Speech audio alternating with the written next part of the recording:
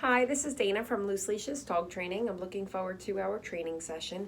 I just wanted to prepare you in advance for tools that we might be using during our session. The number one tool that we will definitely be using is a Hermsprenger prong collar.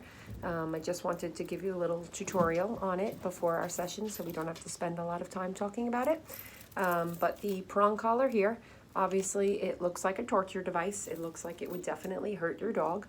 It looks barbaric, and it is none of those things whatsoever. It does not hurt your dog at all. It actually is one of the most gentle and humane collars that you can use on your dog.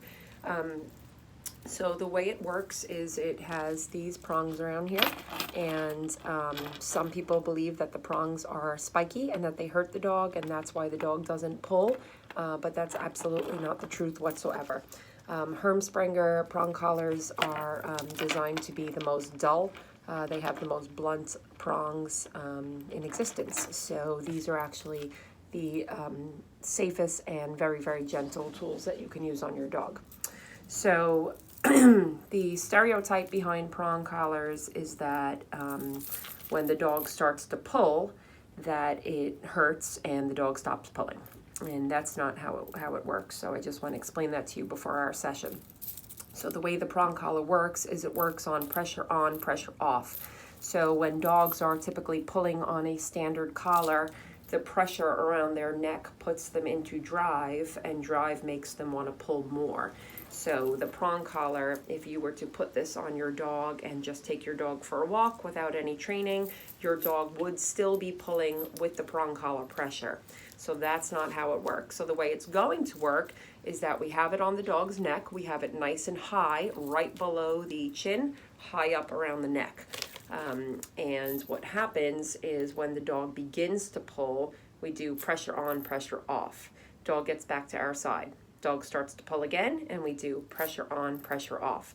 So now what's happening is we are communicating with the dog that every time it pulls, that's not what it's supposed to do. It's supposed to go right back by your side. Then the dog pulls again, same thing happens, dog gets back to your side.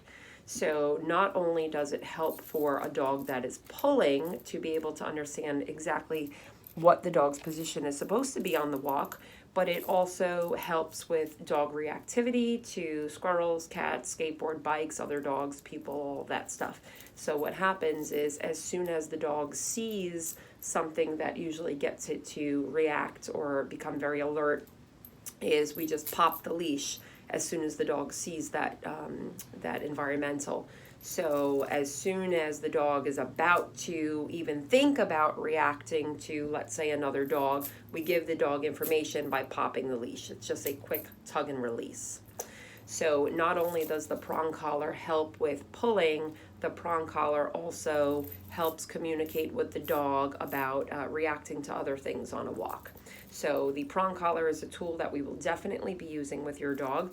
It's adjustable for all different size dogs. If the dog is over about 60 pounds, we use one that's a little bit bigger than this. And the way the collar actually works itself is we clip the leash onto the D-ring. The D-ring swivels. There's also a circle right here, a round circle. We do not clip the leash to the circle. We clip the leash to the D-ring.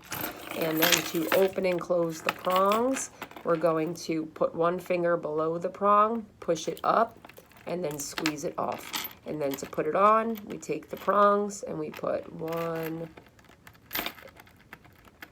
2, squeeze them in, and then again, push it up, squeeze it off. So right over here, where it's the most bendable, is where we're going to squeeze it.